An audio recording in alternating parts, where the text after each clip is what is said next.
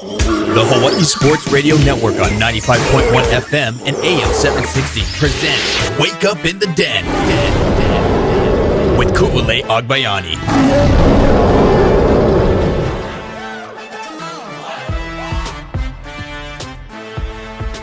Good morning, beautiful people. It's Wake Up in the Den. I'm Ku'ule Agbayani alongside Paul Brecht. Happy Aloha Monday and welcome to the show on the Hawai'i Sports Radio Network and hawaiisportsradio.com. And because it is Monday, streaming live on our YouTube channel. So mahalo to everyone for tuning in, watching in, and also feel free to text us at 808-888-KG1. That's 808-888-5481 if you want to get in on the conversation. And I'm sure the YouTube chat, as it always does, is probably going to be happening. I know our friend Caesar was already chatting late last night because the way that we schedule the show, it was scheduled technically for 10 p.m. And Caesar was like, I had to double check. I thought like you guys were doing a night show, and he was already in there active on the chat. So good morning, That's really Caesar. funny, actually. But we weren't live last night, but we were live this morning. So, but we appreciate as always, just you always tuning in and supporting our live show on YouTube. So actually just over the weekend, I was with my mom as I had to be her date to one of my family members' weddings. And my mom was asking too, it's like, if we ever met Caesar in person yet? And I said, no, but maybe pretty soon because he said he's going to host us on Maui if we ever come and treat us to like zippies and stuff. So maybe one day we will make that happen. We'll do a live show. That would be pretty fun from Maui and stream live with special guest Caesar to join us. No, That'd be super fun. We have a lot to get into on this show. Obviously, it's Super Bowl week. Super Bowl 59 week is here. Chiefs, Eagles this Sunday, 1:30 p.m. at the Super Bowl or Superdome. Excuse me. Obviously, they're at the Super Bowl, but at the Superdome. So coming up a little later in the show, we will start the Super Bowl conversation, but more so from the sports business side, because it is kind of interesting with the Superdome at one point being so iconic and this amazing venue to host these big events, as it still kind of is when you think about the trajectory of the NFL and all the different cities and everyone that's building new stadiums. And the Superdome underwent like a $500 million plus renovation to lead up to hosting this. But could it potentially be pushed out of the rotation when it comes to the Super Bowls because you have places like Las Vegas that can very much hold these big events and have the space to do so? Also, we see SoFi Stadium in the middle of LA with all the state-of-the-art stuff that it has. So it'll be interesting, and we will go through the numbers when it comes to the Superdome and get our Super Bowl conversation started. We will also recap the winning ways of a lot of University of Hawaii sports with men's and women's basketball winning. Woo! Over the weekend. Sorry, I'm catching up on Caesar's chat over here. Men's volleyball coming out with a huge, not one, but 2 wins, sweeping BYU on the road. First, it was a close and a stressful one in 5 sets on Friday. But fortunately, Saturday, not so much. So we'll let you hear from what head coach Charlie Wade had to say following that game. Coming up a little later in this hour as he notched his 300th win in his coaching career. So we'll hear what he has to say. And it is kind of interesting, and it gives you a perspective on the coaching side in men's volleyball or volleyball in general, which is obviously we're still trying to learn all of that, but how much coaching and the game planning, like any other sport, goes into it, because when you're not as much of an expert as all of these other people, you just think like set the ball, spike it really hard, get over the block, that kind of stuff, right? But it is interesting to see how the adjustments were made where Charlie and the Rainbow Warriors were able to just almost cruise to that 3-1 victory on Saturday compared to the very, very close game that we saw on Friday. And we will also get into some HBU baseball as they opened up the season with a pair of wins over the weekend. Michael Lasquero had a chance to catch up with head coach Dane Fujinaka, and also get you some updates for the HHSAA Girls State Soccer Tournament as the championship games are today. So there's all the weather stuff. So championship games are today. OIA basketball playoffs for the boys start this week. Whew, there is a lot, and but we will get into all of that stuff a little later in the show. First things first, when we don't talk a lot of NBA on this show at all. I feel like it's just the regular season, you know, games are like, it's so up and down with games and all of that stuff. We usually don't get into heavy NBA discussions until we get to the playoff time and games start getting a little more interesting and games start to matter a lot more. But we usually don't. But when we do talk NBA and start off the show nonetheless with NBA talks, it is because it was something massive that happened over the weekend, a trade that nobody really saw coming, like even the players that were involved, which is crazy because usually players request trades or something happens and there is some kind of inclination that it is going to happen. But it is the trade that rocked everybody on Saturday. There's been another significant one, which we will tell you about in just a little bit. Yeah, the big one, though, is, and let's start from the beginning with Saturday. Very best place to start. Shams Charania, the NBA insider, it was kind of funny where everyone thought he announced it, obviously breaking all the NBA news that he does, that the Dallas Mavericks were trading their superstar Luka Doncic, Maxi Kleber, and Markieff Morris, to the LA Lakers for Anthony Davis, Max Christie, and a 2029 first-round pick. Sources tell ESPN, and the 3-team deal includes Utah. This was very, very funny. As you guys can kind of see, we have it up on our YouTube with Shams posting it, where nobody thought it was real. He then retweeted his tweet breaking the news saying, yes, this is real. Sources tell ESPN the full trade, Doncic, Kleber, Markieff Morris, and Anthony Davis, Christie, yada, yada, yada, Jalen Hood, Shafino, 2025 Clippers second, and 2025 Mavericks a second. And then everyone's like, still, this is not real, right? Like, what is going on here? And it is still real, folks. I think everyone is still kind of in shock because when it's almost because, like, we talk about the big iconic franchises, right? Like the LA Lakers. It's kind of like when, the Dodgers got Shohei, or like really, like, of course, the team that's the big franchise, they get to get like this young superstar on their team and essentially got the best deal out of it because they could defer all of these payments for Shohei Ohtani and then shore up their roster even more. Obviously, it led to a World Series. And so with the LA Lakers, you're like, they get Luka Doncic, so they get their future as LeBron James is getting set for retirement, but he is still there and still a very prestigious veteran on any roster and can still ball. And you're like, Luka,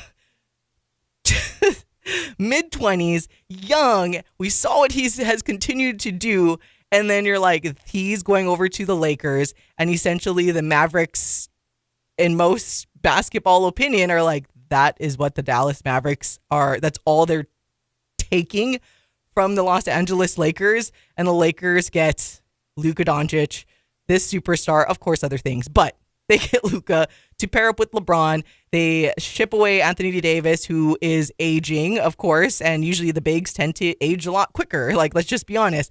And they essentially reset now their future and get Luka. And it was just, like I said, it was this. I am still in shock, in this trade. Interesting to see what is going to come out of it. Yeah, I mean, I'm going to try and keep it as put together in my head as I can, but I hope you can forgive me when I inevitably go off the rails, because that's what it feels like. I mean, this is a insane trade in every way, shape, and form. My immediate thought was to call it the craziest trade in NBA history, perhaps. Perhaps. At least in recent history, for sure.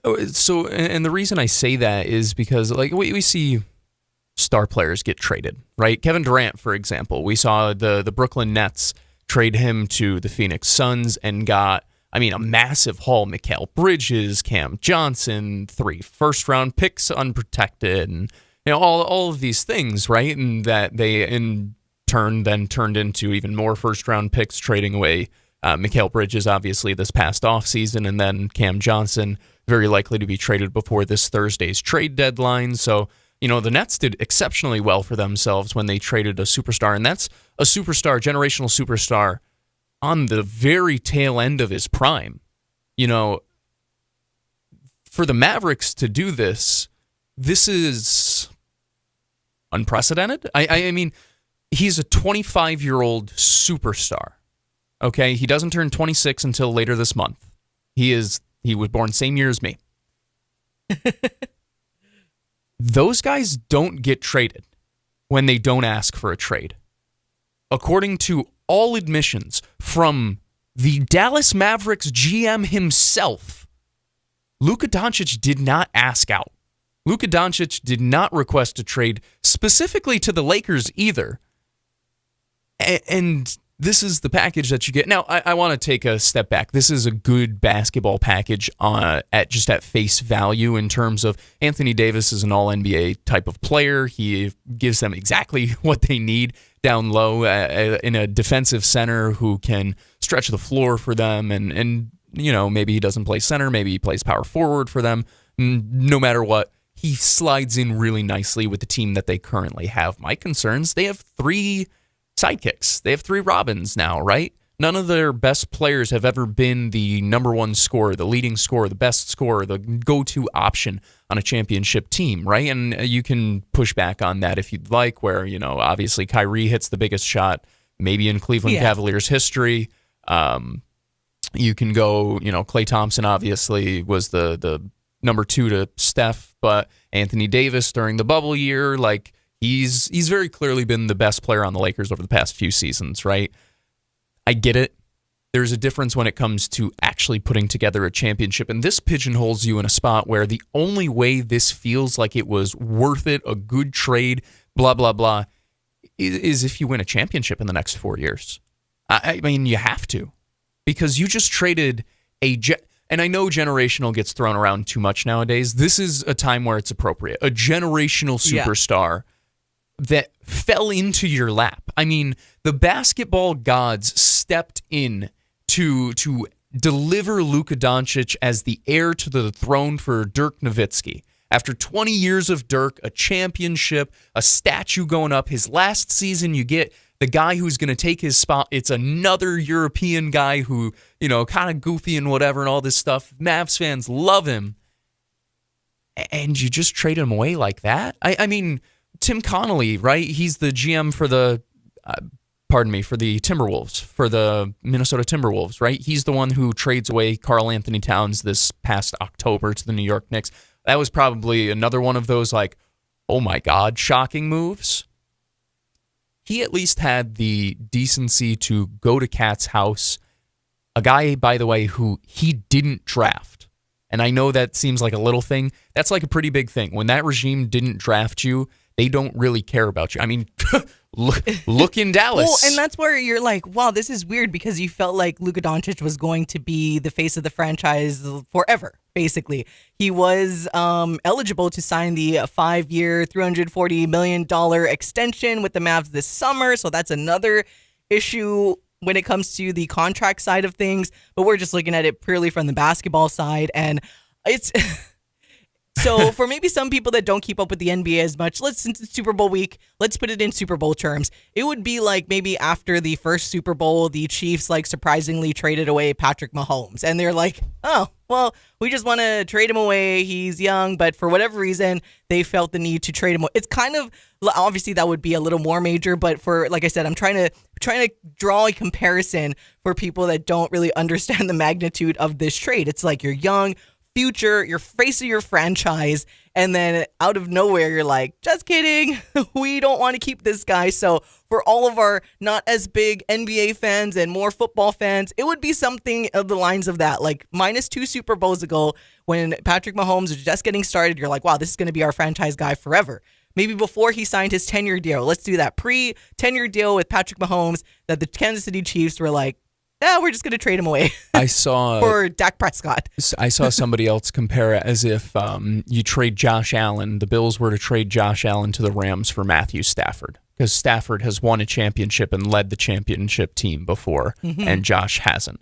That would be insane, right? Every NFL fan would be like, "What are you talking about?" I mean, goodness, Bean would get fired before the trade got called into the league office. So. That's why, it's crazy to look at, because feels like they should have gotten more. Feels like they should have, not done this in the first place, but you can talk yourself into the basketball side of things to an extent, but they just pigeonholed themselves and they took away their future while giving the Lakers a get-out-of-jail-free card again because you said it. It's like I said, it's like Shohei, the Dodgers, the deferred payments. Rob like Pelinka you're just like really showed up to work one day and got a call on his phone and was like, "Hey, you guys want Luka Doncic?" The Knicks spent 30 years looking for a guy who could be in the MVP caliber conversation and got lucky that Jalen Brunson popped. And the Lakers now, for the post-LeBron era, which unfortunately, by the way, for basketball fans, is rapidly approaching. Yeah. They have the next guy. They went from Magic to Kobe to LeBron, and now they got Luka. I mean, they have Hall of Famer after Hall of Famer, and they just gave him to him. It just whatever. And I feel bad. I wish I knew what it was before this trade happened. I never looked, but in case you guys are curious, before we go to our break and switch it up a little bit, when you look at the futures market odds via BetMGM for the NBA Finals winner, the Celtics have the shortest odds, along with the OKC Thunder. Actually, both of them have the shortest odds to win it at plus 225, followed by the Cavs at 8-1, the Knicks at 12-1, the Nuggets and the Lakers at 14-1 to win it all. And then there's a more of a significant drop off to the Bucks at 28-1, and so on and so forth. So now I'm curious. I have to go and look back to see what the futures market was prior to this trade. But my goodness, why couldn't you come to Orlando or something? This, by the way, why does that have to be the Lakers? All of this happened during the time that I was getting settled in for the Hawaii men's basketball game. Yeah. So I'm sitting down in my seat and whatnot, and I just get this random buzz on my phone, and it's that. Luckily for me, there were the shot clock malfunctions. We'll talk more about that later. What a crazy, crazy thing to just drop in the middle of a Saturday night. Yeah, that's why I think that was the funniest part, where everyone thought it was a joke because it was just random news. And for depending on where you were, obviously other people on the East Coast, it's middle of the night, early morning, and you're like, what is going on in the basketball world? Anyways, we will switch it up, and when we come back, we will talk about University of Hawaii men's volleyball and how they stomped on BYU in Provo. Take that, you racist fan there that you guys know, that who guy somehow is allowed to still come to men's volleyball games. So anyways, get out of here. We'll be back to talk men's volleyball and hear from head coach Charlie Wade on the Hawaii Sports Radio Network.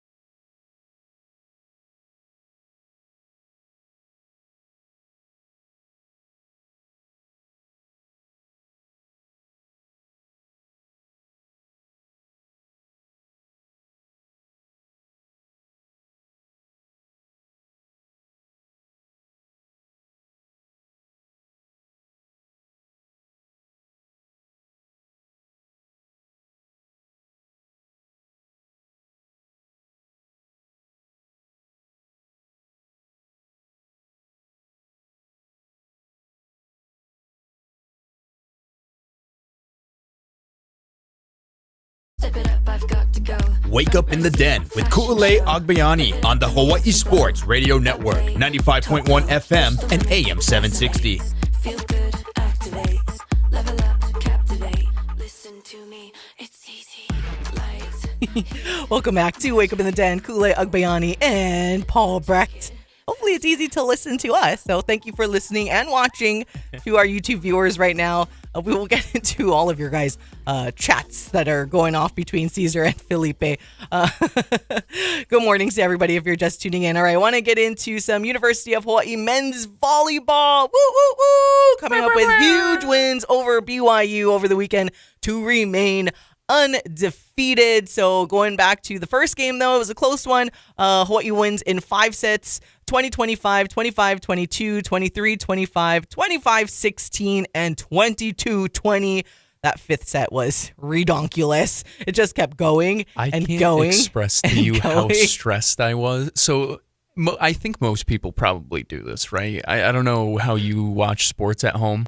I can't sit down in the fourth quarter, in the last set, or any of those. Like, I have to either be pacing or I squat down, like, right in front of the TV.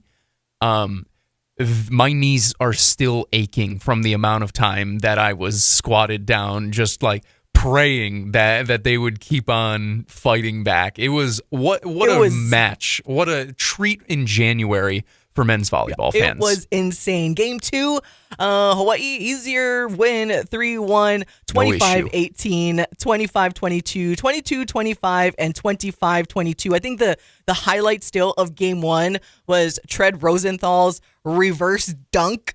If you guys missed it, it was pretty cool. Posted on our social media. Probably like something that even the announcers on BYU side, everybody that we were texting were like, I have never seen anything like that before. Even like seasoned volleyball watchers, like more seasoned than we are. I've never seen that before. And it was just so crazy. But yeah, that reverse dunk by Tread Rosenthal in Game 1. Game 2, obviously, taking care of business. But we want to let you guys hear from what head coach Charlie Wade had to say from those pair of wins. And also getting his 300th win as a head coach. And yeah, he starts off by just doing a brief recap of what he saw and how Hawaii was able to come out with that win in Game 2. You know, I mean, their offense was pretty simple, you know, a lot of high balls to just a couple of guys. So when we were more efficient serving, you know, making them have to earn points rather than just giving them free points, you know, it certainly tilted in our favor because we were able to defend. You know, that first set, 8 blocks or something, and really just kind of putting the ball in play. And it was a little frustrating that we had, and through the first 5 points, there were 3 of our service errors, and then they got to calibrate a little better, and you know, we did a better job as the night went on. Coach, what does it just mean to you to win number 300? And was there any sort of like celebration in the locker room for you? And I'm sure you're getting a lot of congratulatory messages and stuff like that. Yeah, you know, we don't get too caught up in any kind of individual achievement. And really what 300 means is, you know, there's a lot of people that have been in this program since I took over that have helped us, you know, really take it to some, you know, high levels of success. And we're just still trying to get better. You know, there's a nice win tonight. You know, in terms of the wins, the only thing I want is 301, you know, and we're just going to continue to get better and, you know, see how far we can take this group. And like I've said, it's pretty fun right now to be around the program because we got a lot of really talented players that are super into playing volleyball at a high level. And, you know, every day practice, every day's a lot of fun. Congrats on the win. Can you talk a little bit about what getting Ofek Hazan meant for you guys these last couple of matches in the middle of just the consistency he brought? Well, he's just, you know, the one, like I said, 3 years of military service. He's an adult man, you know, and having some guys with a few more rings around the tree is a real benefit. And he's just a really high-level volleyball player, you know. He's not the biggest. He doesn't jump the highest, but he can straight up play volleyball. He's got great energy. You know, he really is a very bright and thoughtful guy, too. You know, he's done a really nice job of showing some impressive leadership and holding guys accountable and sharing observations that he's made. So he's an impressive young man, and we're really happy that he's here. Coach, kind of on the theme of players, what did you make of Christian's performance in these two matches this weekend, and kind of how do you assess his performance over in Provo? Yeah, really, I think it was just okay. He can play better. He certainly can hit for a higher percentage. He took one in the face there, and his nose was bleeding, kind of bothered him for a little bit, but he settled down and got some big kills for us late. Made some adjustment on the block there in set 3, and he got us a couple in a row off Tread's service turn. So there's a lot of stuff that he's still learning, and he's such an immense talent. Like I said, I think overall, to the standards that we've seen from him, he was just pretty average this week. Hey, Coach, you were saying before you guys left that these 2 games in Provo weren't going to make or break anyone's year. Do you feel like you have the same sentiment coming out of that with 2 hard-fought, hard-earned victories? Sure. I mean, we know a little bit more about ourselves, a little more battle-tested, but it's a long season, Are we a better team for the experience? Yeah. But you look at our league and the teams in it, there's never been one league that gets both at-large bids, and that could happen again this year. So you're going to have to keep improving, and you're going to have to, what I've always said, at the end of the year, there's a tournament going to be played in the Stan Sheriff Center to get yourself into the NC2A tournament. We got to be in that match, and we got to win it. And all this other stuff along the way is just helping you prepare for that. But, we're fortunate that our schedule unfolds, and we're playing some of the very best teams in the country.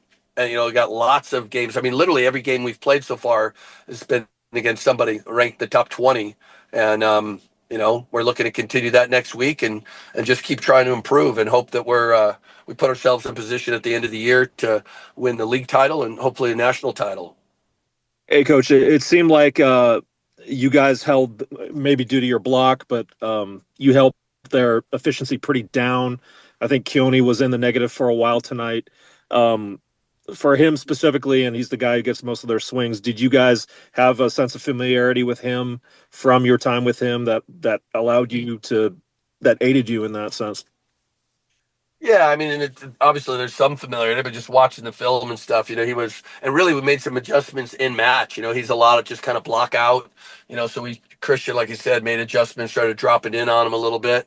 And, he's not getting cheated on too many swings. He's going to swing regardless of where the ball is. So it's a little easier to defend a guy like that. You just get in front of him and go up and be big. And both the guys blocking for us on the right side can, put a nice size block up there. So the efficiency from both teams are down. You see this when high-level teams start playing each other. It just is. The serve's tougher, so you're, a lot of balls off the net, and they're just setting high balls, and you just hit for a higher percentage. So I think both of us are looking at it like we, think we can be more efficient attacking. Certainly, for us, they had 11 blocks, and we had 22 service errors or attacking errors. So, we'd like to have less unforced errors. But again, when you're playing against a good team, that's just part of it. You got to stay aggressive attacking. And that was University of Hawaii men's volleyball head coach Charlie Wade following their huge wins, or a couple of wins on the road at BYU in Provo, Utah, in front of a sold-out crowd. It was loud. Everyone was getting fired up. Obviously, Keone Thim had a very good match, especially on Friday. Unfortunately got our Christian Tatrisky yesterday, but hey, it was fine. It's like that's kind of what happens in men's volleyball sometimes, but at the end of the day, it's about who wins. And I mentioned this to start off the show, where it's fascinating to know how much, because I'm fortunate enough to sit like behind the bench at the home games for men's volleyball, and to kind of hear Coach Wade and even Milan Kupono, like when they are in game making adjustments, some things they're saying to the players, like a lot of, and we've heard Charlie during other post games where a lot of stuff he really does like look at all of the statistics, and that's part of the reason too. I remember in game 1, I was telling you guys, I'm like, wow, in a joking way, I was like, wow, is the BYU court like shorter than our court? Because it's like every other serve. And just on cue, when I texted that to Paul and Michael, another serve goes out of bounds, like in the back of the end zone. And I'm like, again. And then so they make that small adjustment. And Charlie mentioned it in that post game where it's like, yeah, as long as we were able to not give them free points, make them earn the points, you kind of started to see Hawaii be able to be the better team, make the appropriate adjustments. And I don't know if that was a jab or not, where he's like, yeah, their offense is really simple. And it's crazy, right? Because like I said, for non-experts, I would say, in volleyball, you can imagine that is volleyball for some extent. It looks like it's really simple, where you just hit whoever can spike through the block and get a kill. Like, that's all you do. Like, just keep yourself in system, all that stuff. But there's so many other intricacies that go into it, and that makes Hawaii so good, and why they are so well coached by Charlie Wade and Milan and co. is that's how, once they play that first match and get to see, and that's why I was so excited for these couple of games, is because I said it last week, where this is where Hawaii will get a real test and get to see where they are and how much they stack up against other teams. Because as we remember, BYU was able to play UC Irvine, in which, same thing, they took Irvine to 5 in the first game they faced each other, and then Irvine was able to sweep the next game. And these couple of matches felt the very same way, and it just goes to show how well coached these top programs like Irvine, Long Beach State, of course, and then Hawaii, what makes them so good, and UCLA, where it's going to be fireworks at the end of February. So the last weekend of February, you guys, is when we have that Big West matchup with UC Irvine. Now, Hawaii, I know they're Stanford this week, but showing their performance that they had against BYU, barring anything, all things go wrong, Hawaii should take care of business from here to UC Irvine, because they go on the road to play some lesser teams, all of that stuff, before coming back. I mean, that performance by BYU, the adjustment from game 1 to game 2, it was just like, and this team is still very, very young, right? Charlie told us in the beginning, they're going to go up and down. They have all of this young talent. In the offseason, he kept building up like all of the young talent that they're bringing in. And now Hawaii fans are able to see all of this that has been talked about for so long. And we got the return of the services of Ofek Hazan also, which was made my heart happy, because I was saying it the time on Friday, like, Hawaii needs Ofek. Hawaii needs Ofek. And sure enough, he made his presence known as he returned to the lineup. And it was just a complete performance. And I think it says a lot about the coaching and the adjustments and the fact that our offense is not simple. We saw Louis Sakanoko go in there. So I think that adjustment too, where we haven't seen Louis a lot. There's just other people that have played better and more consistent that play in front of him. But then once you make that adjustment, and he was a significant factor, especially in that win in the first game, where you're like, man, we talk about it all the time with like women's basketball and the depth. I mean, this men's volleyball team is like next level, and that Irvine game is going to be something else. I think that's actually a perfect comparison for them, is the Rainbow Wahine basketball team, where it is an embarrassment of riches, right? You look at them and you go, well, how do you keep this much talent? Well, you do it by winning, and that is what the Rainbow Wahine do. It's what they've continued to do. We'll talk about that later in the show. Make sure you stick around for that. But no, it's, I mean, you're right? Where how many teams in the country actually have a guy like Louis who you can come off, bring off the bench and completely flip around a match and help you win the first one, that then you start him the next day? And he was very solid, I thought, in his start. So you have that, and that's not to forget about a guy like Clay Weeder, who started the season out super strong. You also have, obviously, on the opposite, you have Christian Tetrisky, you have Kainoa Wade. Finn Kearney didn't even really get in during these matches. It's like, there is so much talent that it's almost unfair. I almost feel bad, but I don't, because I just love winning so much. It's so fun. That's why it's funny that we're just chuckling, because you're like, I can't believe this is like. I can't believe crazy. This is my life. This is our life. Is this what Rob Pelinka feels like? Oh my gosh. Sorry. Seriously. This is my life. I get Luka Doncic for free. Oh, yay. I get to stack my men's volleyball team. It's really fun. But no, you're spot on. BYU, a quality opponent. They made sure to give the Bows a test.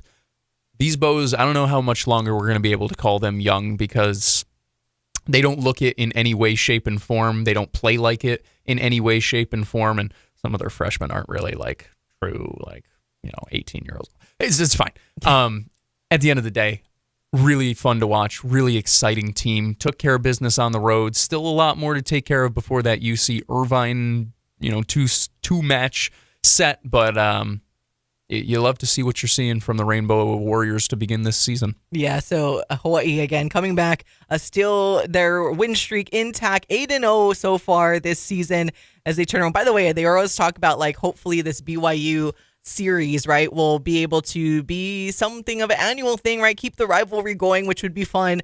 But hopefully if Hawaii ever has to play on the road again, like someone needs to not allow that fan in because he is just disgusting. So if you guys know what we're talking about, you know what we're talking about because it's not the first time that he's done such things when Hawaii should be the last was playing. Though. Yeah, so 2019, everyone was commenting it's the same guy that was causing issues. So he needs to get out of here, and you better not even show your face here if BYU comes to play at Hawaii because you will turn around and go out real fast. I was going to say he can. It's just a waste of a lot of money. Yeah. Nonetheless, we are looking forward, again, keeping that win streak intact. So this week, Hawaii plays Wednesday and Friday, both matches at 7 o'clock p.m. at the Stand. Friday at 4:30, though, you guys can watch the alumni versus alumni game that happens again before the nightcap of UH and Stanford. And then Hawaii goes on the road. And like I mentioned, barring anything crazy, should take care of business against Stanford, should also take care of business on the road. They play Belmont Abbey, Queen's University of Charlotte, Catawba College. I don't know how to say that. Queens, and then Queen's University. It's CATAWBA. Catawba, I don't know.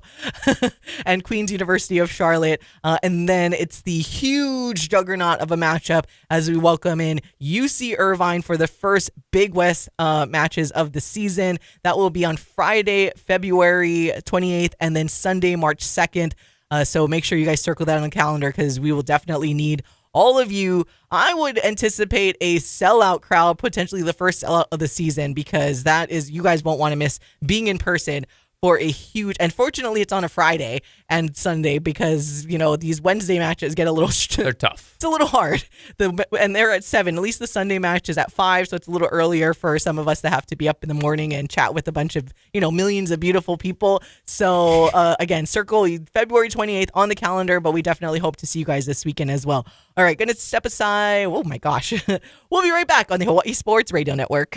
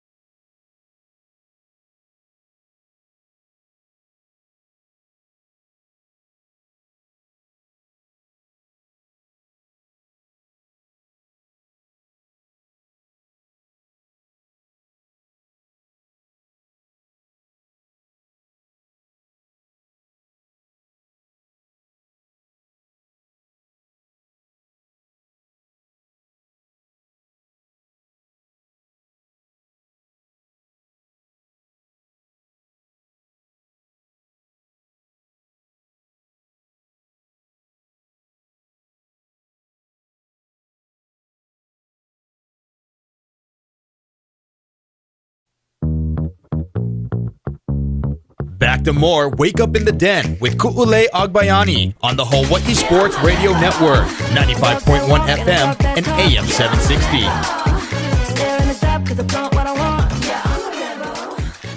Welcome back to Wake Up in the Den. We're so past the clock. I didn't realize it was that break. Welcome back to all of you, the beautifulest of all the beautiful people. It's Wake Up in the Den alongside Paul Brecht. I'm Ku'ulei Agbayani. Mahalo for tuning in this and every weekday morning on the Hawaii Sports Radio Network, hawaiisportsradio.com, and of course streaming live on our YouTube channel as we are right now and every Monday. So hello to everybody that's watching and chatting in the YouTube chat. We appreciate all of you who tune in, and that is why you are the beautifulest of all the beautiful people. And it's just so funny. I was like, oh yeah, I thought we were at one break and now we're not. So here we go to catch up. So I was going to say, got to take a step back. we're just going to we were going to talk about men's basketball, which we will in a little bit. Should we just swap D block into C block? No. You know? No, we're going to give everybody the updates for University of Hawaii football. So even better. Spring ball started today, and our Michael Lasquero is there braving the cold, as he would say, that is going on. He had to wake up extra early this morning to get out there from Waipahu. So that is why Michael is not in studio today, in case I know a lot of people, they love seeing our Michael Lasquero here. And I know Caesar loves our little tag team of the Filipino show that he always says. But no, Michael is covering football like he does so well, so he is out this morning at the Clarence T.C. Ching Athletics Complex. So I just wanted to talk about this real quick, give some updates as he has been texting us this morning, Paul and I. So chime in, Paul, if I'm missing anything through our team chat. So he said early report that what he was seeing is no team stuff yet at the time that he texted us about 45 minutes ago, but they're seeing quick passing drills in the early periods, screen, hitch, bubble, quick out game. There's mention of JJ Nielsen out there. Let's see. Going through Sibo Brown currently is in his right elbow / forearm is in a sling. That injury report brought to you by Hawaii Pacific Health, creating a healthier Hawaii. And Michael always says he believes the same thing for Landon Sims. And he says Cam Barfield is RB1 right now just because of the current injuries to a couple of those other running backs. Luke Weaver, the transfer that just came in, seems to be QB2 over JJ Nielsen. And as we kind of know, Micah Alihado is QB1. It's his starting job to lose, essentially, as they go through spring and the fall, because there's no way you can, I don't want to say no way, but from what we saw in real game action from Micah in that New Mexico game, that it has to be his job to lose, and that's the impression we get. But now it's a battle for that 2 spot, and as Michael said, day one in spring, it seems like Luke Weaver comes in and is QB2 over JJ Nielsen, which isn't that surprising, right? Like, Luke Weaver has the college football experience and did really, really well at the previous level, and now he comes over here. JJ, I know it's baseball season, so there's a lot going on, and a true freshman coming in. Starting offensive line rotation so far, I know we talk about quarterbacks. It's kind of important to make sure that they can block for our quarterback in Micah Alihado or whoever it is that is going to be back there. So left to right, starting offensive line rotation with Kuau Piehopa and Zenso Tello hurt at the moment. Left to right, as Michael sees, is Dean Brisky, Judah Kayo, Sergio Muasau, Micah Matatarangi, and James Emilo Vale rounding it off. Let's see. I think that's a rating for Timmy to give him the scolding. Sorry. I'm like, I need to make sure we check before we say some of these things and not read everything word for word from Michael. Peter Monuma is there, but not practicing from the appearance. Kona Moore looks to be the next safety on the depth chart, getting those reps, which is super exciting to see, because obviously we know the backside of the defense can be very talented, but also losing Cam Stone on the outside, you see, you get Sibo Brown back, but you also hope to get a little more depth on the backside in the safety room, where last year we saw Peter Monuma hurt quite a bit, right? In a tough season. You hope that's not the case this year, but if it is, you do need somebody there who can step in the meantime. So like to have that from Kona Moore. Something else was Brandon White, the Kentucky receiver who ran, I think, a sub 4.340. He's apparently operating in the slot. Michael kind of thinks that that could be the idea of what Tylen Hines was supposed to be last year, where he made that move from a running back out to wide receiver. If that ends up being the case, that would be really exciting, because I don't think it was a bad idea to move Tylen necessarily, or at least one that had no legs behind it, because you understand trying to get that speed in the slot. Having a guy who's been a wide receiver a little bit longer might help that production-wise, just in general as well. All right, so those were updates from our Michael Lasquero at UH spring practice, and we'll definitely have more as it goes on. And I know they'll get to talk to head coach Timmy Chang and who knows what other players. So be sure to tune into tomorrow's show as we'll get you more updates from day one of spring ball from the University of Hawaii football practice. All right, going to step aside. We'll be back to close out hour number 1 on the Hawaii Sports Radio Network.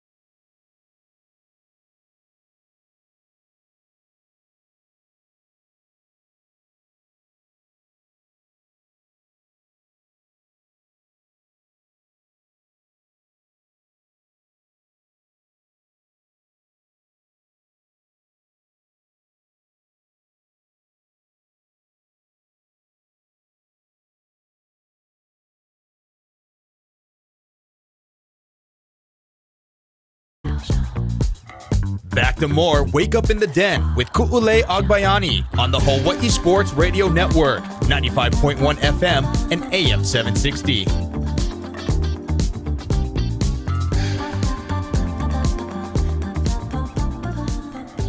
Welcome back to Wake Up in the Den. Ku'ulei Agbayani and Paul Brecht. Closing out hour number 1. And we will get into a lot more in hour number 2. Want to close out, though, with University of Hawaii men's basketball. We will talk about the women's basketball game at Cal State Fullerton coming up in hour number 2. But I want to make sure we touch on the men's game as, man, that was a good, nice, and exciting win. What if they play like that all the time? Yeah, exactly. What if they'd make shots when they're open and, pass the ball like they're doing? And that looks really, really good. Won't you guys say? But before you get our thoughts on what we took away from that nice win, again, Hawaii coming out on top over Cal State Fullerton, 82-57. At one point, it almost felt like a shame that they didn't win by 40. I'm like, is that a loss now that we did not win by 40 with how the game was trending for that matter? But no, nonetheless, took care of business and then some. Again, took care of home court, 82-57. But this is a snippet of what UH men's basketball head coach Eran Ganot had to say following that nice win. Just very appreciative of the win and what led up to it and how they performed. And I said after the game, we're very thankful for it starts with our guys. We have a group of student athletes that are intelligent young men, high character, professional, respectful. We're hurting through the struggles because we're human, but you wouldn't, like we always say, like tonight, enjoy it, get back to work. The other day, let it hurt, you're human, but then get back to work and focus on the process. They've been awesome at it. We keep saying we're so close yet so far. So this isn't a group that's really trying to find things as much as establish a consistency. Some teams are finding things. We've shown the potential on offense, on defense, on the glass. We just haven't been consistent. So we're chasing consistency right now. But this is a program win, a team win. We also talked about everybody clicking at the same time because we've shown the flashes individually and obviously the flashes as a team. We got to be The main topic was leadership, consistency, and moments. Dominate the moments. When you get hit in the mouth, shorten their runs. When we extend, keep playing right. It was great to get the group that hasn't been playing a lot, who's working and sacrificing in the end with a lot of time. I thought they played great. I thought they played right. They're very unselfish. So everybody played hard.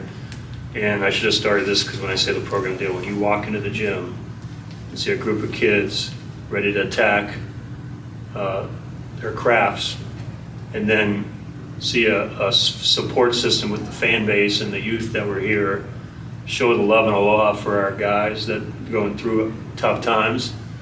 I personally can't thank them enough, and that's on behalf of me, my family, our program, for them to come into this gym tonight with the struggles we're going through, and they're fighting through the struggles and feel that kind of aloha. I'm sure it meant a lot to them, so I just want to start with that. Can you talk a little bit about the importance of starting strong tonight as well? Obviously, going through this skid, you talked a little bit about other teams' runs and limiting them. They start out with the first bucket of the night, and then you guys rip off 22 of the next 24 points. How important was that to you guys for tonight? Well, you want to set the tone. Sometimes you could play right, and it doesn't show on the scoreboard, but the tone is about presence, and it usually gives you a chance to show on the scoreboard.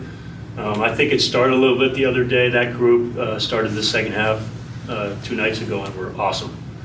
And today they were awesome both halves. And that's not, everybody can read into it, and it's like this. The bench was great. Every single guy we're obviously setting the tone is great, and I think it was a byproduct of incredible effort, incredible team play.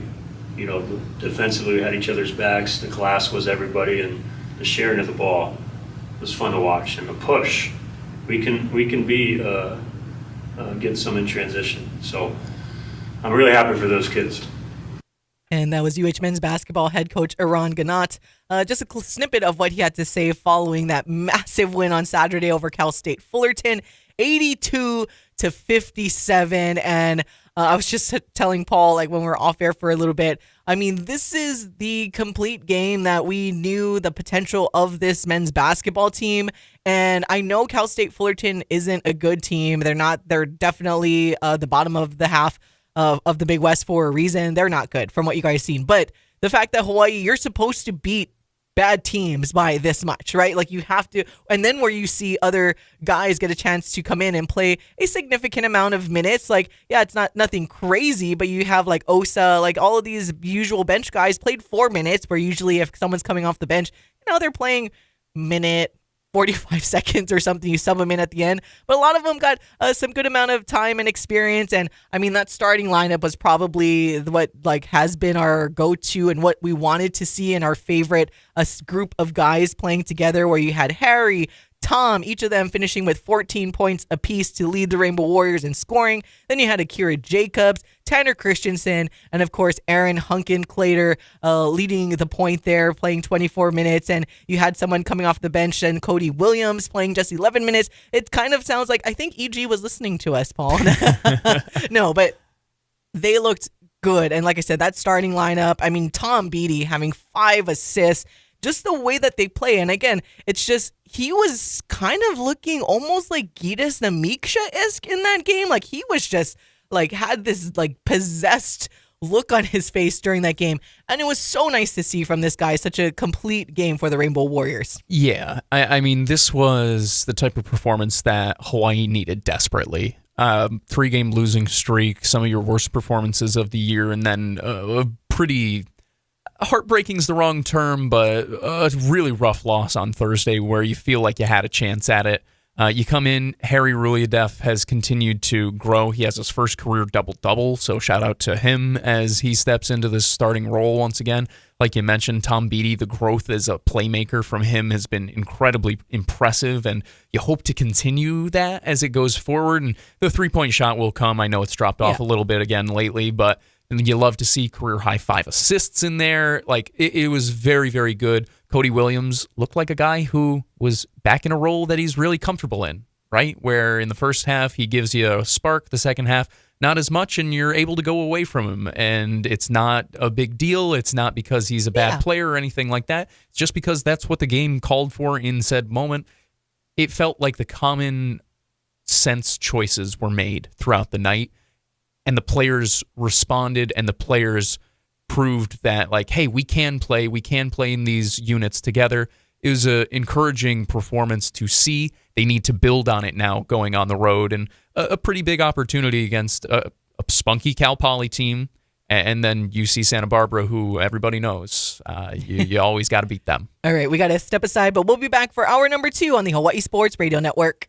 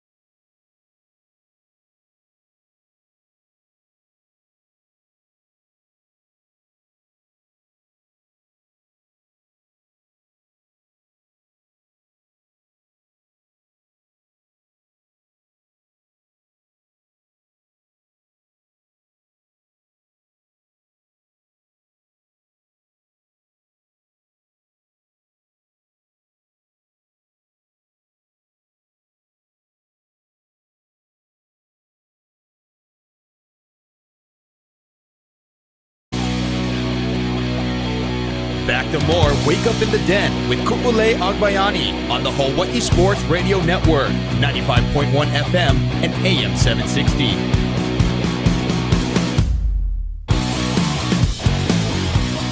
Welcome back to Wake Up in the Den, hour number 2.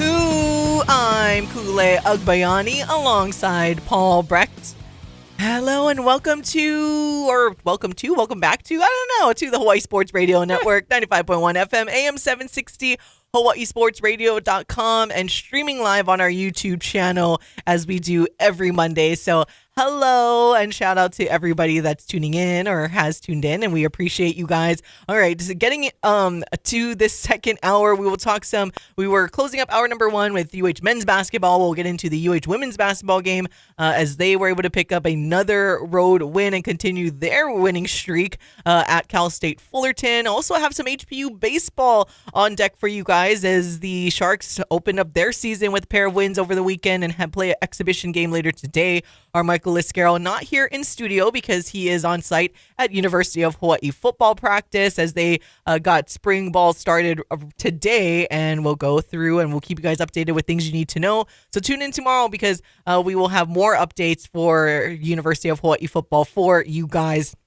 But Michael also had a chance to catch up with HPU baseball head coach Dane Fujinaka following their season opening wins where they put up a ton of runs. So we will talk about that a little later in the second hour. Also get into some NFL in just a little bit. But as we were mentioning with our YouTube stream, thank you to Felipe. He could only stay for the first hour as Felipe Hernandez kind of had to bow out. He says, I hope Ku'ulei and Paul stream a second day during the week. Not sure how much more work is involved. Stay safe, y'all. And I love the community where Caesar says, have a great day, Felipe. So have a great day, Felipe, and to everyone for tuning in. And yeah, maybe this week we might actually do a 1 or 2 more streams, mainly because it is Super Bowl week.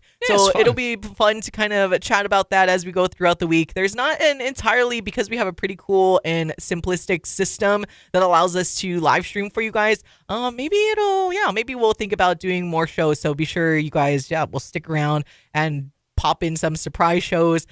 Before we get back into our sports conversation, though, I wanted to have Paul explain a little bit because Caesar and Felipe were going through like this whole conversation about the shirt that Paul is wearing today, which is Cornell. It's to be fair, I understand why it's a little confusing because why would I wear a Cornell shirt? Because they were trying to guess like what school you went to and stuff. And so I did not go to Cornell, unfortunately. I do have family members who went to Cornell, who worked at Cornell, and a lot of love for Cornell. I went to the school on the other hill in Ithaca College where a lot more of the people in my ilk, sports media in general, are produced from there. I appreciate my Cornell folks. I worked, how many camps? I don't know.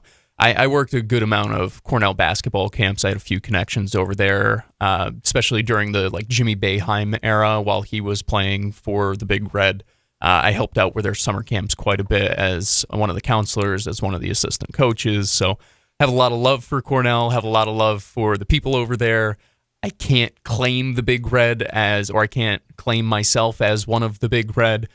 I don't know if I'd want to be fair, that little rivalry, Ithaca College versus Cornell, but a lot of love for them. I do appreciate you guys thinking I'm halfway smart at least, though, that I could get into Cornell. That is a compliment and a half that I can't express my gratitude enough for on this Monday. I just think of, isn't Cornell the one from The Office where he was all proud to be Cornell? So that's all I think about when I think of Cornell because he was all proud of Cornell. And then who was the character in The Office that started to wear, was it Dwight Schrute where he was wearing Cornell stuff and he got all upset, like, you can't wear Cornell stuff. I think and it was like Dwight. all bent. Maybe it was Jim. Either way. It was one of them, and it was a hilarious episode because he just got so bent out of shape. But Cornell, obviously, because it's a very prestigious school, so those that are fortunate to attend and also finish their education at Cornell, I can understand why they're so proud of it. But that's kind of,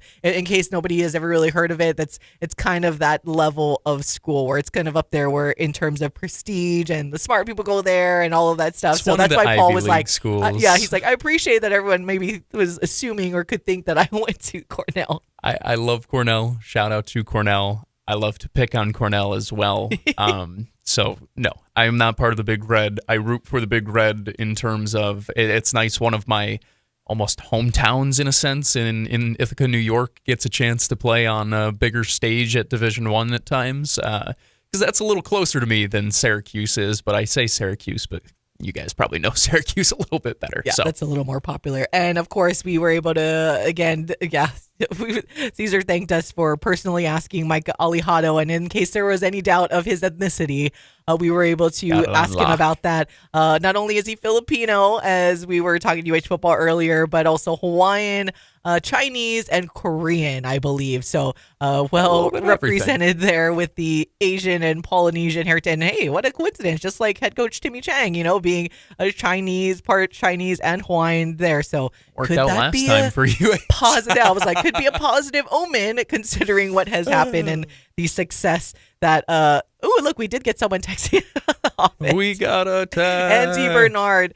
Yeah, Andy Bernard is the office character's Yes. name that was from Cornell, but then I was trying to think of that episode where it was either Dwight Schrute or Jim that was like playing a joke on him and like wearing Cornell stuff, and then yes, Andy Bernard got all bent out of shape. Like you It is didn't go to funny Cornell. because there are Cornell students who are that way, where Yeah. it's like, so like I did take a couple of courses over at Cornell. A cool thing between the schools, they like kind of allowed, like if you wanted to take a class that Ithaca College didn't offer but Cornell did, you could like go over and take that, and you could do like 6 of those or something like that. And you could do that conversely if you were at Cornell and do it back for Ithaca. So if you ever were an Ithaca College student, you're like, yeah, I'm basically a Cornell student, when you did one of that, you could really get under some of their skin. It was so funny. All right, getting back to our sports topic, as it is Super Bowl 59 week, Chiefs Eagles this Sunday, 1:30 p.m. on Fox, and they are playing in the Superdome in New Orleans, Louisiana. So I want to get into some sports business conversation just real quick because it's kind of an interesting by-the-numbers thing and kind of a look at the future of where the locations could change and be more regular at some locations, and maybe this could be the last time in many, many years since we see the return of the Super Bowl to New Orleans in the Superdome, because just other cities are continuing to build these newer and more state-of-the-art stadiums. And as we've seen the NFL grow as much as it has and continues to, you have more interest in, people going to the Super Bowl, and especially the private jets that fly in and all of this stuff, where the infrastructure that surrounds the Superdome isn't exactly by comparing it to somewhere like Las Vegas, right? Not built originally to host all of these big high-level events where you see so many fans, and the wealthiest of fans too come in, again, flying in with their private jets and all of that stuff, where, yeah, Las Vegas is very much built to be the sports capital of the world, and that's what they're pushing for. But taking a look at the game itself, the line hasn't moved from last week in terms of the odds via BetMGM. The Eagles are still your 1.5 point underdog, plus 105 on the money line. Then the total set at 49. That has moved a little bit. And if you look at the BetMGM, it's kind of close. So with the spread bets, 53% of the bets are on the Chiefs to cover the 1.5. A lot of people going with the over 49 in terms of 76% of the bets at BetMGM are going with the over, and the money line bets, everyone wants to get a little sprinkle on that plus money, honey, as you got 57% of the bets going on the Eagles on the money line, again at plus 105. The Super Bowl MVP odds, Patrick Mahomes has your shortest odds at plus 105, followed by Saquon Barkley at plus 240 and Jalen Hurts at plus 375. Then there's a huge drop off to Travis Kelce at 15-1, Xavier Worthy at 30-1, AJ Brown 35-1, and so on and so forth. I always think this is the fun one, is the first touchdown scorer. And any guesses, Paul, who has the shortest odds for this? Well, for the first touchdown, that's got to be Saquon, right? Ooh, there you go. Yep, shortest All right, odds. I was going to say. First touchdown scorer is Saquon Barkley at 4-1 odds, followed by Jalen Hurts at I was plus going to say 650. the second odds was the one that I'd maybe be more curious Yeah, about. Jalen Hurts. And then first touchdown scorer via on the Chiefs side, which has your third shortest odds, Kareem Hunt. Oh, at 9-1. interesting. Yeah, exactly. I would have taken probably Kelsey or Xavier Worthy before that. Yeah. Just because those feel like the go-to end zone. Right, the fun little gadgety guys or the go-to target in the red zone type of thing. Or especially, I mean, if we're going to, the storyline's a storyline, guys, right? You know, Xavier Worthy's the guy who they like traded up for in the first round, supposed to take over the speed role, and then Travis Kelce. I mean, that's Taylor Swift's boyfriend, guys. Taylor Swift's winning her another Super Bowl, apparently. No, but this is an interesting thing that I saw. It's on the weekly issue of the Sports Business Journal. As I mentioned, it is Super Bowl week when we talk about the Caesars Superdome hosting its 8th Super Bowl after the $560 million renovation. But the big question mark is, will it remain in the rotation? The Superdome opened in 1975 and hosted its first Super Bowl on January 15th, 1978. Really that old? That's what I thought. I was like, wow. Like in terms of a building, because obviously that's not like that bad for like a person, but like in terms of a building, that's especially. I say as a building as if I'm not a baseball fan and I don't love these cathedrals that are hundreds of years old. But like in terms of like football stadiums, especially, that's sorry, I'm like over here typing the description for hour number 1, and that's something that like catches your ear and makes your jaw drop a little bit. Yeah, and that's why it's wondering if it's going to stay in the rotation. The building, as you mentioned, marking its 50th anniversary by hosting the big game for the 8th time. The most, though, of any venue because it's so historic at this point. And this is the 11th time it has taken place in New Orleans, matching Miami for the most in Super Bowl history in terms of location where the game is held. This year's Super Bowl is the first in New Orleans in 12 years, which is crazy. I'm like, it's been that long since it's been back at the Superdome, and only the second in the past 23 years. Yeah, you're looking back and you're like, see, you have the look too. When I first read this, again, this is all via the Sports Business Journal, and I'm like, wow, it's really been that long since all of this has happened. It makes sense as I think about it longer, but it's like it doesn't feel right. Yeah. You know, like it makes sense as I think about it, but it doesn't feel correct. Yeah. Really? But that just points to why it's that's why it brings way to the question on whether or not it could potentially fall out of the rotation, because we talk about SoFi Stadium, Allegiant Stadium. They are two stadiums and cities that appear to be poised to get more than the share, and perhaps every 5 years potentially is what the article and NFL sources have said that the Super Bowl could be in those two locations, which, as we talked about, only twice in the last 23 years that New Orleans has hosted this, and the first time in the past 12 years. And now you're looking to add cities and new stadiums like Allegiant and SoFi in there that could potentially be hosting the Super Bowl every 5 years, potentially, just because of not only the stadium, but just the infrastructure and the capacity of like hotel rooms and convention spaces that these other cities can host. These, obviously, our Vegas fans would be happy and more than happy to see the Super Bowl return at least every 5 years. But other stuff like through the numbers, again, 680 feet. This is interesting, and we're pulling it up for our YouTube fans via Sports Business Journal. So $250 million is the minimum value of the 20-year naming rights deal with Caesars, signed back in 2021, and it could go as high as $234 million. And we mentioned the $560 million cost of the 4-year renovations that concluded in time for the 2024 season. And it's just interesting because obviously the city is iconic and is it's accustomed to hosting big events. I mean, we see the college football playoff and the NCAA men's basketball tournament. That's where I got to see Kansas win most recently in the men's basketball tournament. But all of a sudden, when you look at pure population, is that the New Orleans metro population is just 1 million, where it's very small. It's far smaller than the cities that have hosted the Super Bowl since the last time the Super Bowl was in the Superdome in 2013. You got MetLife Stadium with the metro population of 19.9 million, obviously significantly more than everybody else. State Farm Stadium in Phoenix, 5.1 million. You have Levi Stadium in San Jose at 1.9 million. Now, and Allegiant Stadium, even though the metro population only 2.3 million, everybody knows what Las Vegas is like because it's meant to host just kind of people coming in and out. You got the airport right there, as we mentioned, with the private jets coming in, and it's not that short of a distance to Allegiant Stadium.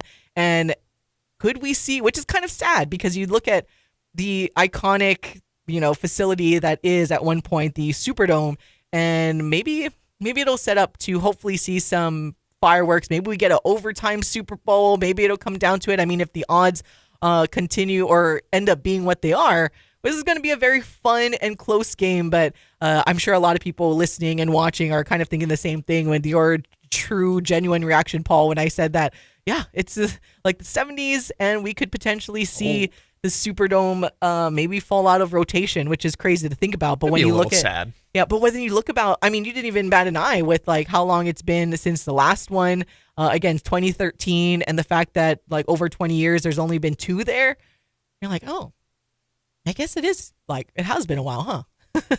It really has been. I am, first off, I love when it's at the Superdome, it just feels right. The Super Bowl at the Superdome, it flows off the tongue, right? I'm really excited for this game, for the Super Bowl in general. I mean, I know we can do the song and dance about, everybody hates these teams, and there's plenty of validity to that. But also, these are the 2 best teams in the NFL. Have you, well, we'll get into the team stuff a little later, but have you been to New Orleans yet in the Superdome? I have not gotten that chance. I'll make it eventually, but I would like to go. From everything that I've seen, from the people that I've talked to in my life who have been there, it's a great experience. So, like I said, I understand the teams aren't everybody's favorite. If you have an opportunity to go to it. It is one of those types of experiences in terms of going to a Super Bowl, especially one where it's like as historic as this, and one where, as you mentioned, might be the last chance to do it for a while or ever. Go to it. It's an awesome time. It's just so expensive, which is why it's like one of the only major sporting event championships that I haven't gone to yet, because the only time when you're thinking of spending that absurd amount of money, it's going to be for when my team, hopefully, before I die. If I gotta wait for that, then I'm never going, guys. Bears. When the Chicago Bears are hopefully in the Super Bowl once again will be when I go, but I've never been to a Super Bowl yet. But as we mentioned with like the cities and everything, even though it seems like 42,681 hotel rooms overall seems like a lot, it's actually way less than other recurring Super Bowl host cities. And like I said, it's just sad, but I encourage everyone, if you ever get a chance to at least go to New Orleans, at least once, go to the Super Bowl, maybe not for the Super Bowl, but for other major sporting events, or just to go. I mean, there's great food there in New Orleans, so it's going to be an exciting week out there, and we're looking forward to it. All right, going to take a break. When we come back, we will get into some HBU baseball and let you guys hear from what Michael Lasquero Michael Lasquero catching up with HBU baseball head coach Dane Fujinaka, and after what he had to say after a couple of wins to open up the regular season. We'll be back with okay, reset. Try that again. We will be right back on the Hawaii Sports Radio Network. Got it.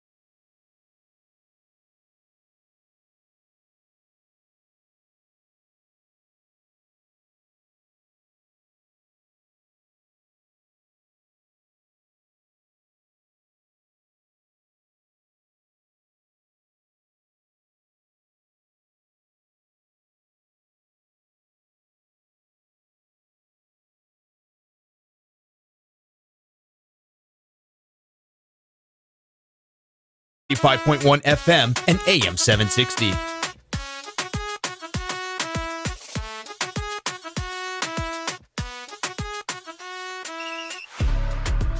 Oh, sorry. Forgot we have to talk about sports.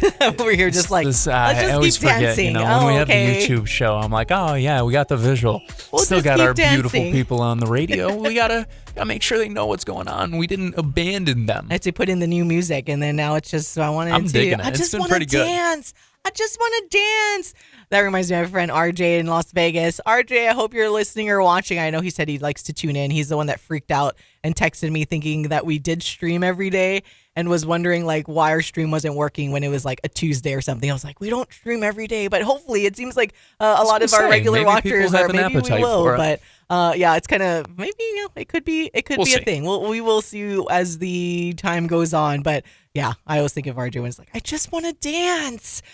Anywho, we just want to dance into the baseball season as the HPU Sharks, woo, woo, woo, and head coach Dane Fujinaka coming out with a huge pair of wins, beating Drury 12-6 in Game 1 and 19-9 in Game 2 The on Saturday. smackdown, So bruh. not just winning, but stomping and putting up a significant amount of runs to start the regular season. And again, wanting to continue the momentum. Obviously, season ended the way that they didn't want it to end in the postseason in the Pac West tournament yesterday, but they are very much on the upswing in terms of the program itself and what Dane Fujinaka has built and continued to build up until this point. So Michael Lasquero had a chance to catch up with head coach Dane after a couple of those wins. So here is Michael and Coach Dane. Well, Coach Dane, opening wins, right? You guys start off the baseball season, the collegiate baseball season here on Oahu in Hawaii, 2-0 in some high-scoring games. Kind of tell me your overall assessment of today's doubleheader. Yeah, I mean, bats were hot on both sides. I mean, they could hit. They squared up and took advantage of every mistake that we made on the pitching side. So credit to them. I think they have a pretty well-rounded offense. But yeah, I mean, our boys came out ready to go. I mean, Blythe, Rivera, Arnold, Murakoshi. I mean, just kind of top to bottom.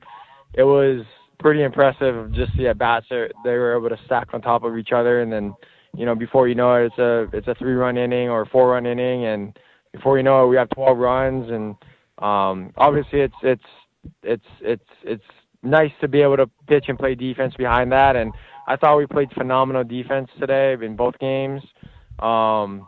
We've kind of preached that from day one, is like, hey, we're going to pitch to contact and we're going to play defense, and that's sort of what we did today, and credit to our pitchers too for throwing strikes. We did get hit around a little bit, and we need to make some adjustments.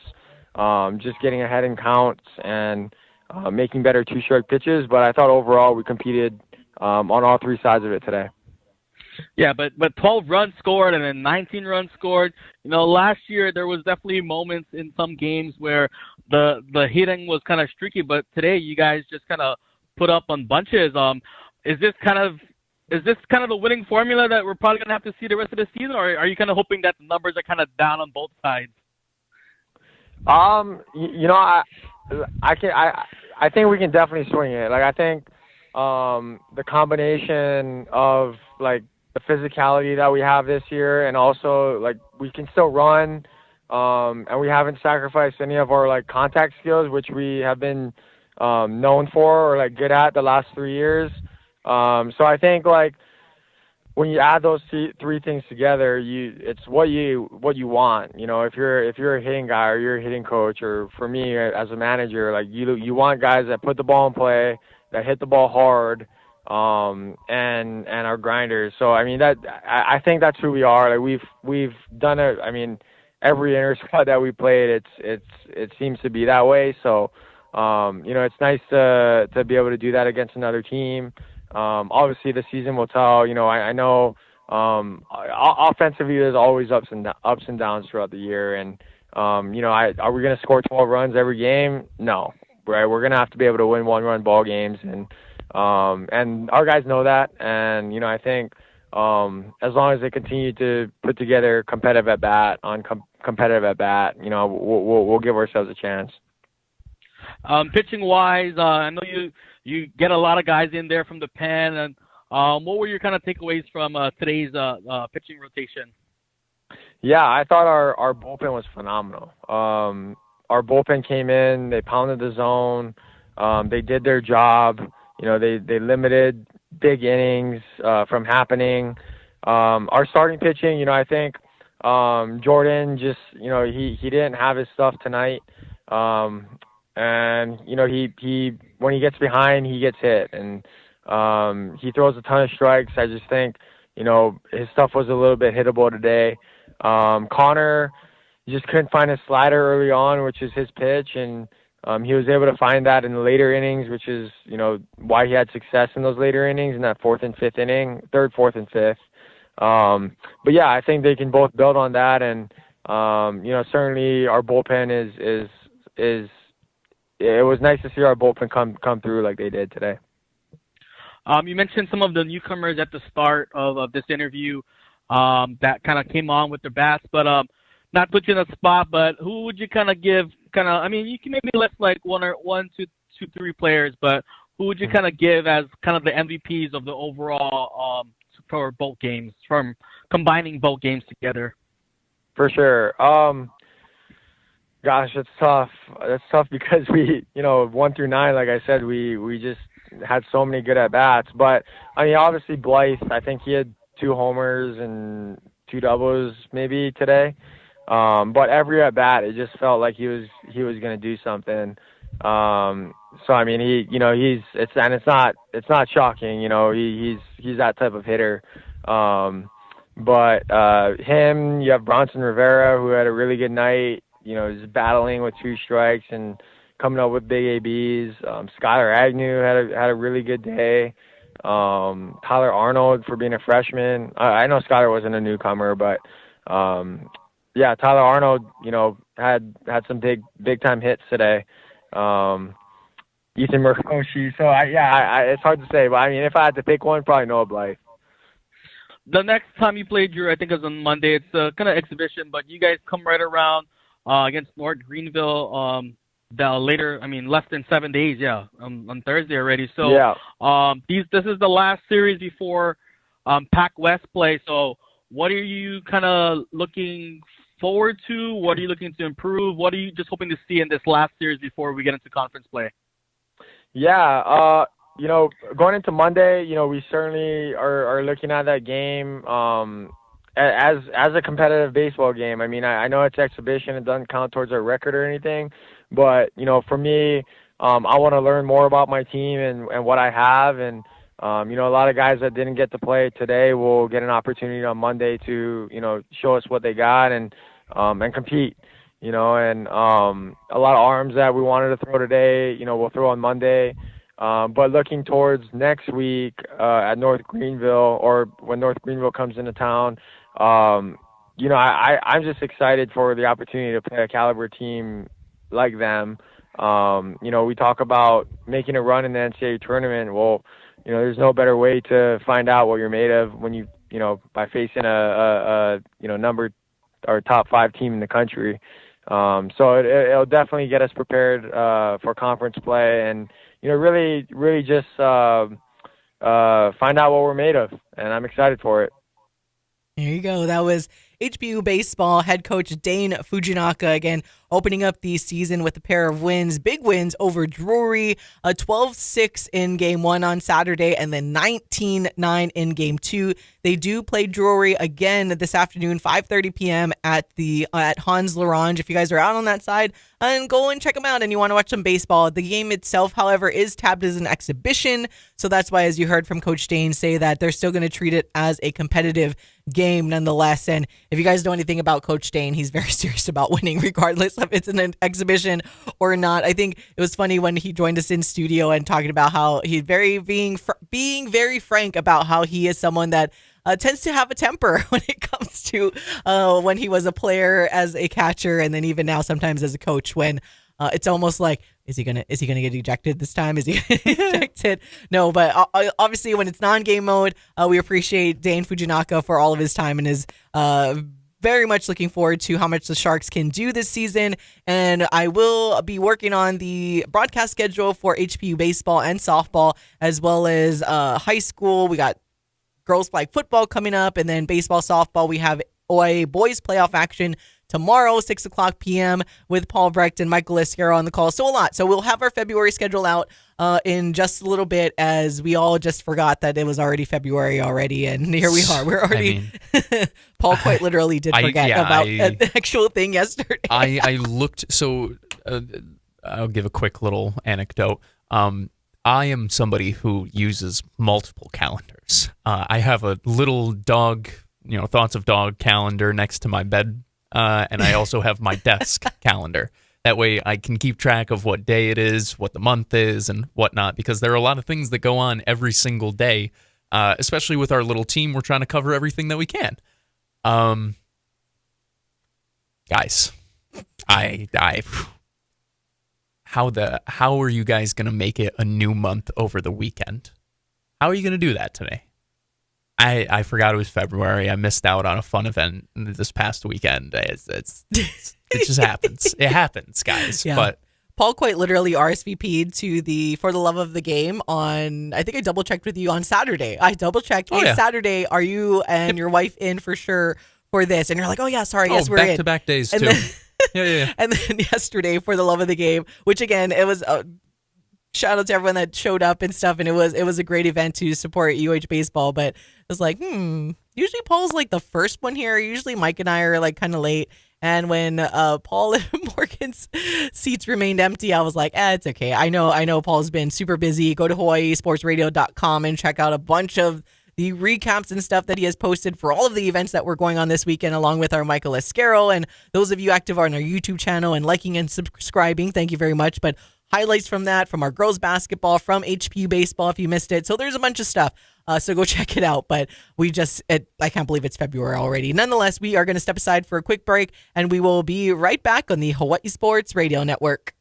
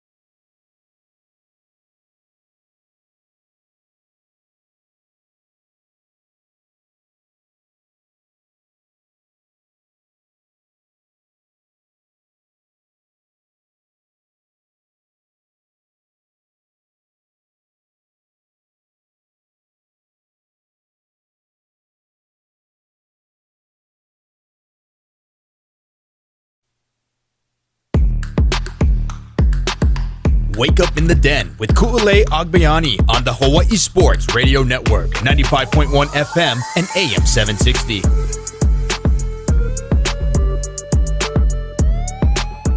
Welcome back to all of you, the beautifulest of all the beautiful people. It's Wake Up in the Den alongside Paul Brecht. I'm Ku'ulei Agbayani. Mahalo for tuning in this and every weekday morning from 8 to 10 on the Hawaii Sports Radio Network, and also streaming live every Monday.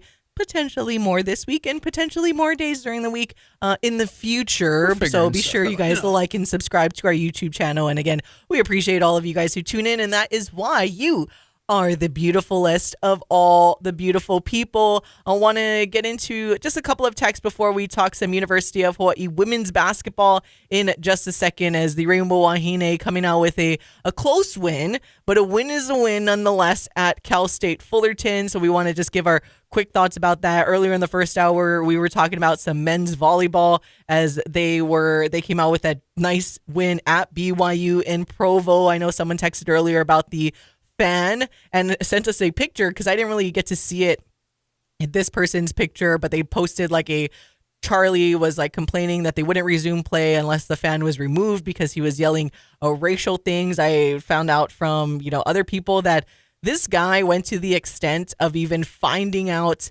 the different language of racial things and was saying those things to like Christian Tetrisky. So he looked up how to say things in Bulgarian, which that takes some effort so this fan is just next level, and hopefully he gets kicked out. This texter saying that, the fan calling or saying the racial things is inappropriate. How does and what can the NCAA do about something like this?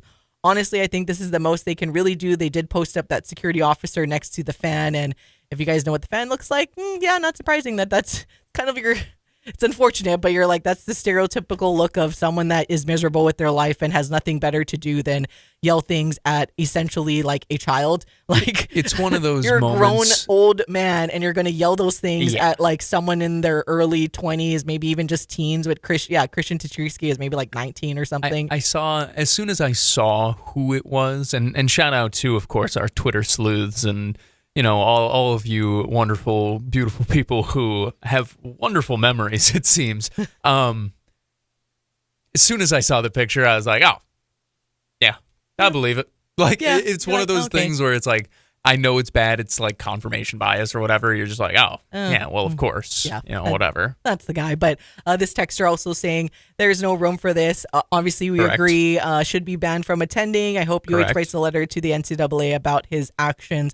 I mean, considering it's happened multiple times, again, if Hawaii ever goes back to BYU, I feel like there should be an agreement beforehand that Hawaii won't agree to play at Provo again unless that fan is banned from those matches in particular, because they sit like right there courtside. That's the thing. It's like he's not hiding up in the top of the stands. He's just right there courtside. And I don't think Hawaii, and unfortunately that's BYU. This is not only something that happens with the Hawaii matches or games and other sports, but hopefully, I don't know offhand what the NCAA can, and I don't know what BYU will enforce, but in the future, at least when it comes to Hawaii playing there, hopefully Hawaii won't agree to play matches in Provo unless that fan is axed from ever coming to any of the games. But moving on, other text that came in, this was interesting and something I have to look up, that someone texted in: the House reintroduced a bill to take the $350 million for NASID transfer to build a stadium on campus.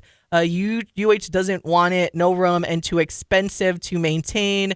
Insanity. So I haven't seen anything yet, but thank you for texting, because I will look it up when the show is over, and we will probably get into more of that chat coming in, but I don't really have an opinion on that yet. I mean, I have opinions about the potential of them having to build a stadium on campus, but because I haven't seen that for sure yet, and I don't know the details. Got to get more info. I won't have an opinion on it yet, but obviously tune in this week, and I'm not shy about. I know someone who will definitely have one. And like you guys already know, I'm not shy on being very, very critical of the admin side of UH athletics and how it's been transpiring so far as college athletics continues to change dramatically. All right, but keeping on the positive note, as Hawaii, continuing their winning ways. By the way, shout out to women's water polo, also coming up with a overtime win against UC Irvine over the weekend. They did lose one game, so now they finished third, but at least they were able to beat a Big West opponent. To USC. Their losses are against two of the three crown jewels of women's water polo. They will be fine. Yeah.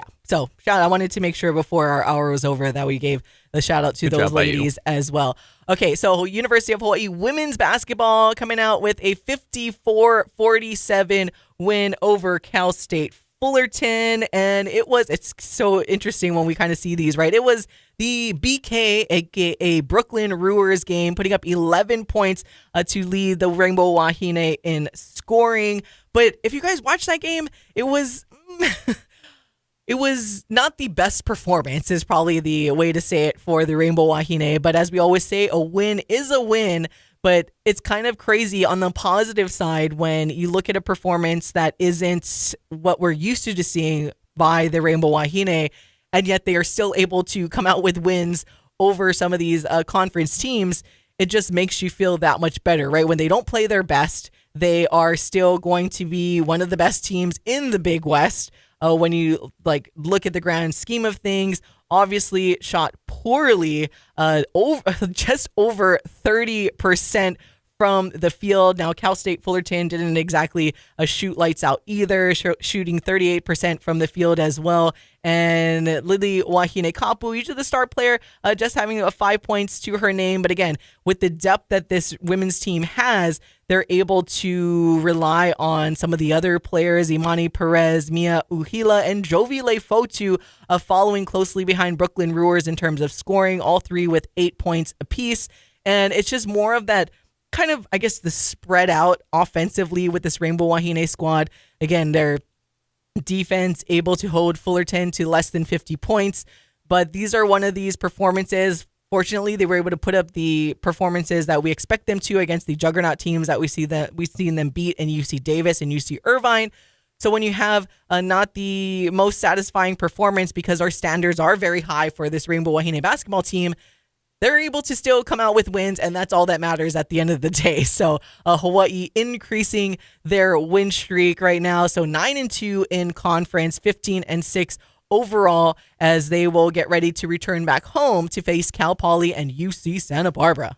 Yeah, they're floating on cloud nine, guys. I mean, this has been really fun because when you're able to win ugly, it proves a little extra about you. And not to say that we had doubts about the Rainbow Wahine and their ability to execute down the stretch and whatnot, but obviously when you start 0-2 in conference, when you see some of the things that have happened at times, you start to be like, man, this might be one of those days, right? You know, it's not like, man, this team. It's more man, one of those days. This was one of those days and they still won, you know? And it's impressive in itself. Shout out to, like you mentioned, the plethora of players who consistently give a little bit every single night, where very rarely do you have a Rainbow Wahine finish with 20-plus points.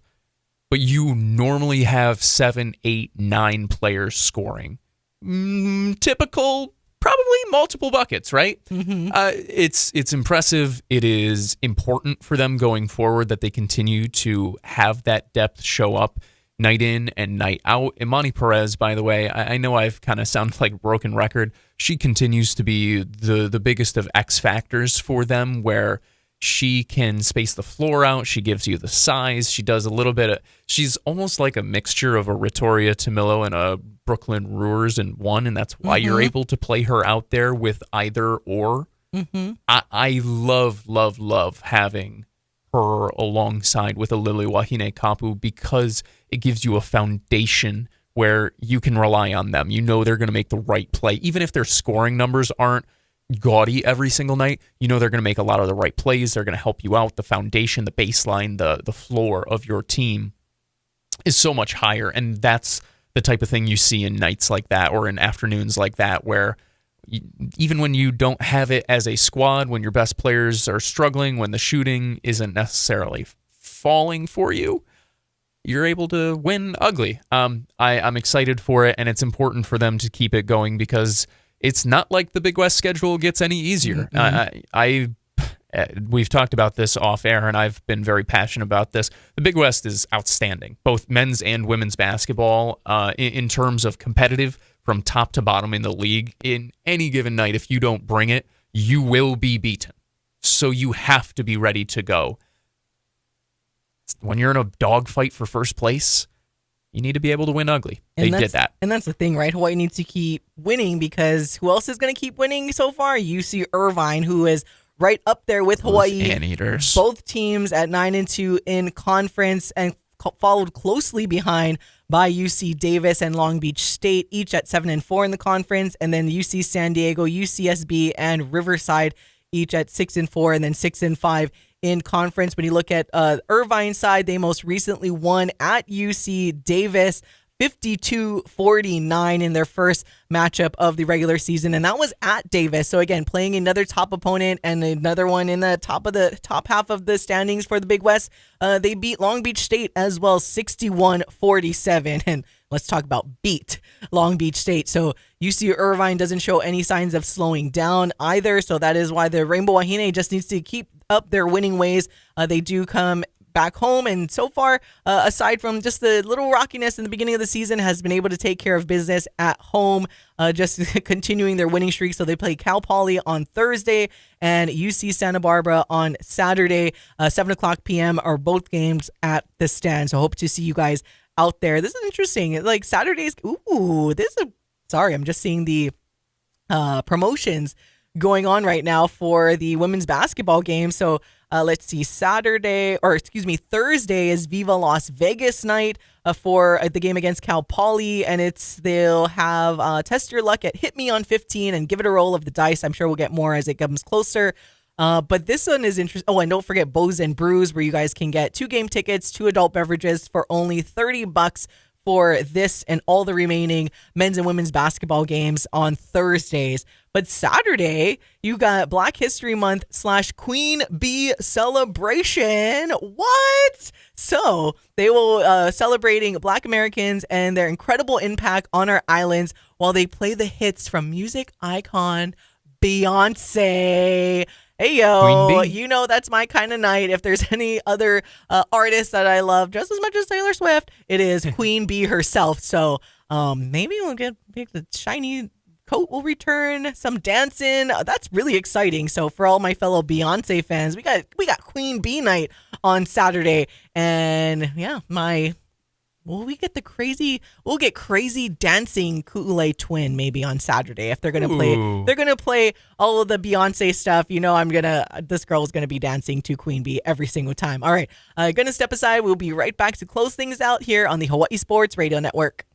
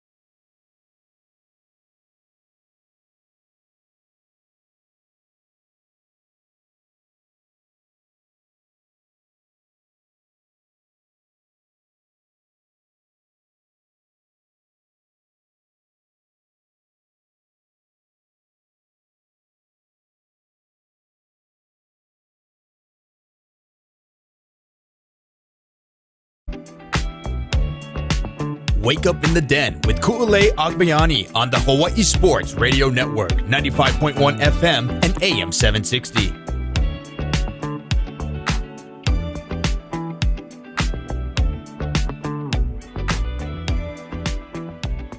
Welcome back to Wake Up in the Den. Ku'ulei Agbayani, Paul Brecht on the Hawaii Sports Radio Network. Our Michael Lasquero. I know he's usually here, and I know everybody missed him. He's usually here in studio with us for our YouTube Monday shows, but he is kind of doing somewhat important things this morning as he has been out at University of Hawaii football practice as playing janitor at UH.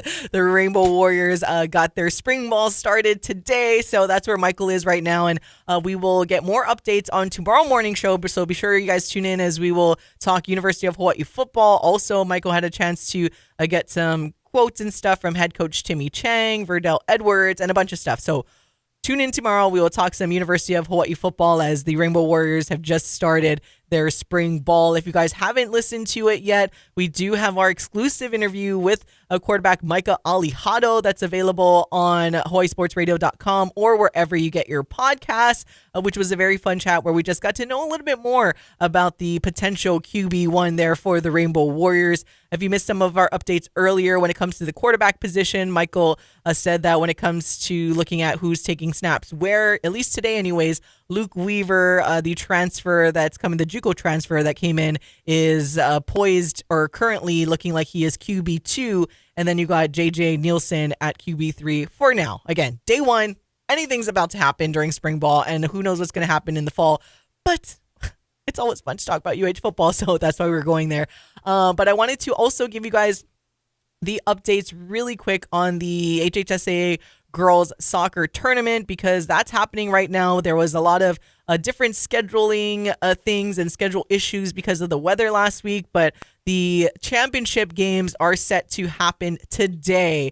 I know they were going back and forth between Monday or Tuesday, but as I look at the HHSAA.org site, they do have the championship games to go on today. So in Division 2 for girls soccer, you had Kamehameha Schools Hawai'i beating Waimea 3-0 to punch their ticket into the championship game. And then you had Mid-Pack, shout out Mid-Pack. They beat Kauai 1-0 to punch their way into the state championship in Division 2.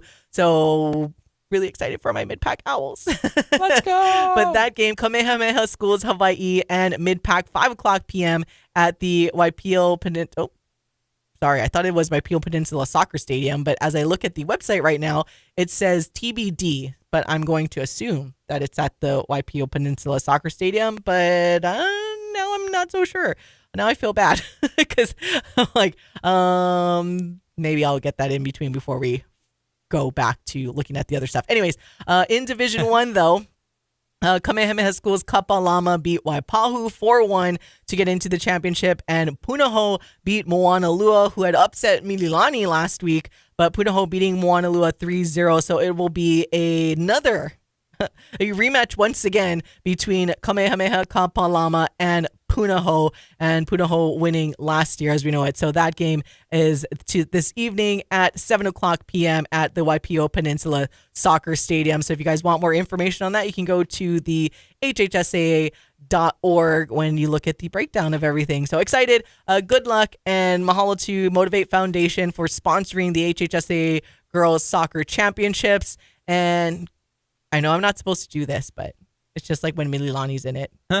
Go Mid-Pack. I can't help myself. And for those of you guys that say, share the background. Yeah, a little bit for those of you guys who aren't know. aware, I've shared it before, but I did a coach for a while there at Mid-Pack, so that is why Mid-Pack kind of like holds a little place in my heart of when it comes to in the state tournament. So I'm very much looking forward to seeing what the Owls can do, but at the same time, of course, I just want everyone to have and play their best games. But when you look at the tournament record book, so Mid-Pack back in there, and it's been a while. So the last time Mid-Pack was even in the championship game was when they last it was back in 2015, in which they lost back-to-back years to Hawaii Prep, and then before that they went on their 3-year win streak of winning the state title in Division 2, and that was back when your girl was coaching. So I was coaching JV, but my girls were starting too. So where they had you were the pipeline. I was there. Yes, you produced the talent that got there that ended up winning the championship. Thank you, Paul. I like to tell myself that too. People don't respect JV coaches enough for what they do to set up varsity programs for success. You know, that's all we're trying to say here. That's the most important thing, is that Koo gets all the credit. No, kidding. No, good luck to all the student athletes tonight and throughout the rest of the school year, obviously, in other sports, as they continue their seasons and trying for championships, because that's what sports are about. Yes. Winning. So again, Kamehameha Hawai'i, though, in the championship once again, they did lose to Pac-5 last year. Pac-5 out of the state championship after winning the last 3 years. So ever since the COVID time, it's been Pac-5's championship the last few years, and now we could potentially see a new champion, at least a new champion. Both squads or schools have been in the championship before, but we'll see if it's the first time in a while since either have won. Kamehameha Hawai'i has not won since 2008, and as I mentioned, Mid-Pack has not won since 2013 in Division 2. Whereas on the opposite side in Division 1, we have Kamehameha Schools Kapalama and Punahou, as I mentioned. And Punahou having Kamehameha's number the last couple of years, but Kamehameha has won in 2022.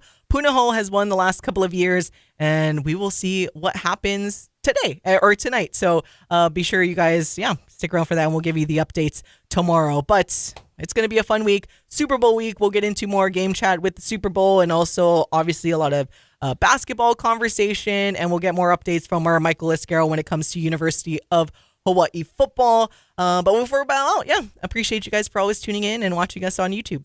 Also, by the way, the Sacramento Kings made a big trade over the weekend as well. Just wasn't as big as the Luka Doncic trade. We just ran out of time. Sorry. I was like, well, I thought we were going to chime in with something more significant than that, Paul. No, Yeah, we got 10 seconds. Anyways, we appreciate you guys. Maybe we'll live stream tomorrow, but for now, we got to go. For Paul Brecht, I'm Ku'ulei Agbayani. Mahalo for listening and watching. Bye. 1, 2, 3. Your home for USC Trojans football.